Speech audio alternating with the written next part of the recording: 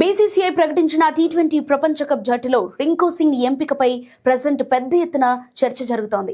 ఈ ఎంపిక వెనుక రాజకీయ ఒత్తిడి ఉందనే ఆరోపణలు వెల్లువెత్తుతున్నాయి. ముఖ్యంగా సమాజ్వాదీ పార్టీ ఎంపీ ప్రియా సరోజ్తో రింకుకు ఉన్న వ్యక్తిగత సాన్నిహిత్యం కారణంగానే అతడికి జట్టులో చోటు దక్కిందని సోషల్ మీడియాలో విమర్శలు వస్తున్నాయి.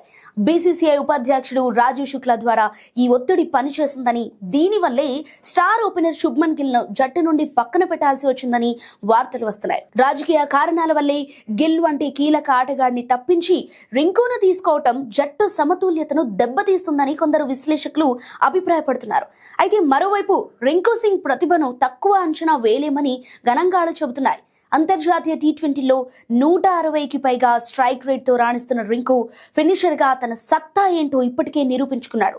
గిల్ స్ట్రైక్ రేట్ తక్కువగా ఉండటం మరియు మిడిల్ ఆర్డర్లో వేగంగా ఆడే ఆటగాడి అవసరం ఉండటం వల్లే సెలెక్టర్లు ఈ నిర్ణయం తీసుకున్నట్లు మరికొందరు వాదిస్తున్నారు.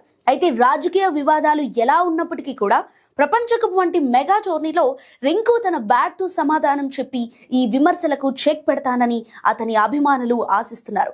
ఇది నిజమే అనిపిస్తుంది. కానీ రాజకీయ విమర్శలను పక్కన పెట్టి రింకు సింగ్ ప్రదర్శనను గమనిస్తే అతను తన స్థానానికి పూర్తి న్యాయం చేశాడని చెప్పాలి. టీ20లో రింకు స్ట్రైక్ రేట్ దాదాపు 161.76గా ఉంది.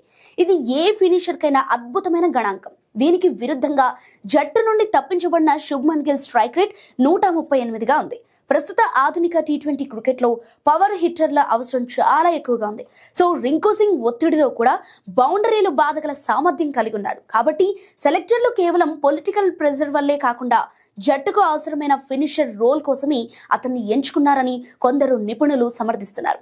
సాధారణంగా టీ20 ప్రపంచ కప్ వంటి పెద్ద టోర్నీలకు జట్టును ఎంపిక చేసేటప్పుడు కేవలం ప్రతిభనే ప్రాతిపదికగా తీసుకోవాలి. కానీ ఇలాంటి రాజకీయ ప్రమేయం ఉందనే వార్తలు రావటం భారత క్రికెట్ వర్గాల్లో ఇప్పుడు సంచలనంగా మారింది.